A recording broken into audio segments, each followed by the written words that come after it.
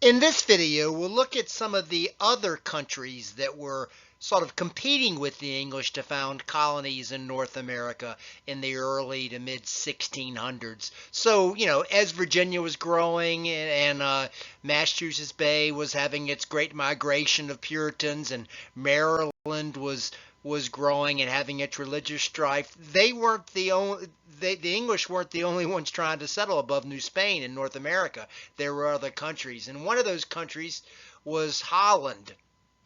And as mentioned earlier, the explorer Henry Hudson had sailed for the country of Holland, and was looking for a northwest passage, and he'd sailed up a big long river, which of course took his name, and we know today as the Hudson River.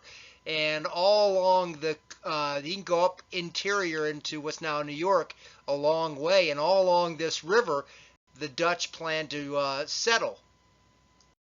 So the Dutch tried to settle all up and down the banks of the Hudson River, deep into the interior.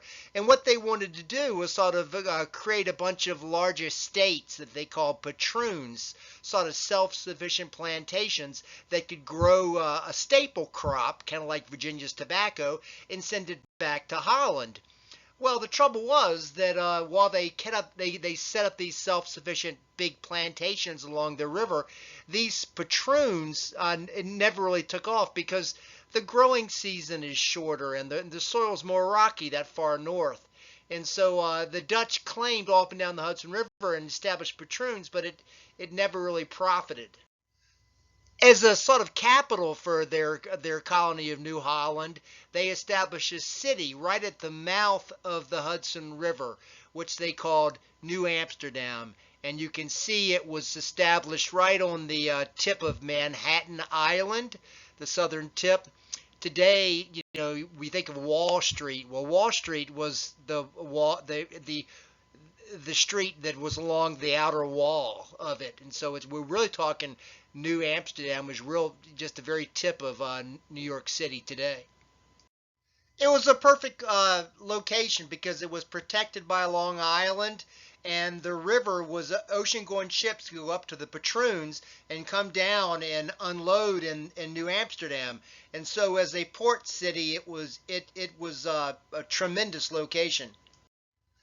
It was a Dutch colony, and the Dutch, you recall, were religiously tolerant. And so that also helped New Amsterdam grow. There were dozens of languages in New Amsterdam, and they even allowed Jewish people. It was one of the first Jewish immigrants to America came when the Dutch controlled New Amsterdam. But the city grew also because of its religious toleration. Well, the Dutch had established New Holland early on, but as I say, it was not working as the patroons were not profitable, and Holland was religiously tolerant. There weren't a lot of religious dissidents that wanted to come. It's a small country. And so what happens was while New Amsterdam was growing and was, multinational, multi-religious, was a great location, the rest of the colony wasn't growing. Now, just to the north of New Amsterdam was, of course, the New England colonies, which were growing, and we've already discussed. And to the south of it was Maryland and Virginia, and the English realized that their colonies would be split by this Dutch colony. And so, what ends up happening was by 1660s, the English forced the Dutch to give up New Amsterdam, and the Dutch were in essence kicked out of North America, and the English took over New Holland colony, New Amsterdam the city, and they called it New York.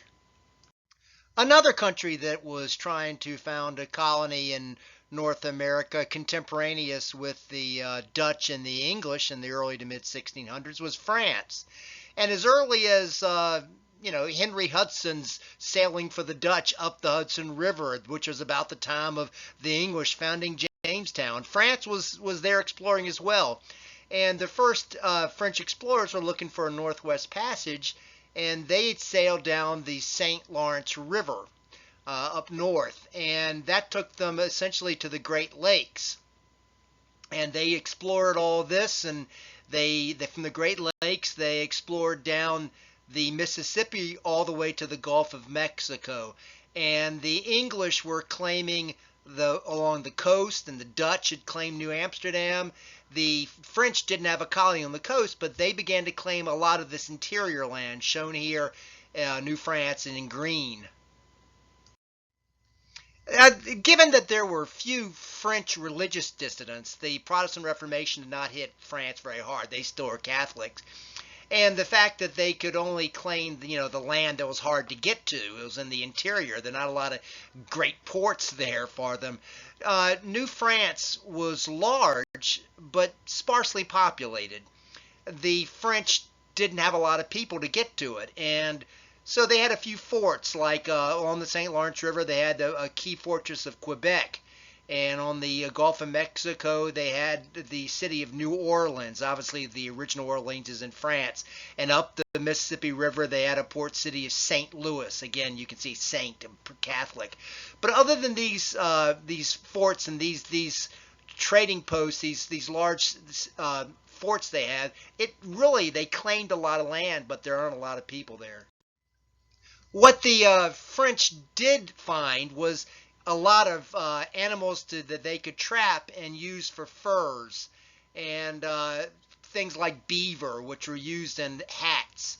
But the French, what they ended up doing was they ended up sort of cultivating good relations with all these Indians in the interior, and they would trade with them. And so they got the fur, and then they would ship them out down the Mississippi or up the St. Lawrence. The English, who had also had the far north with the Hudson Bay, Henry Hudson had sailed for the English after the Dutch. The English were doing the same thing up there. But the fur trade became very profitable, but there just weren't a lot of French people in the interior to make it all happen. These French fur traders, and also, as I say, the English fur traders way up north, they were kind of like almost gone native. They knew the Indian languages, they lived among them, and the Indians trusted them, and that's facilitated the trade.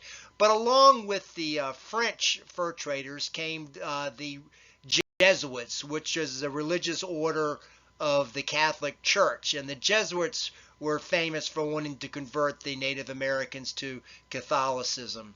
So the New France was profitable, but there weren't a lot of French people to the west of the English colonies, which were growing rapidly in population. In any event, this concludes the video on the early rivals to English colonization, early mid-1600s, Holland and France.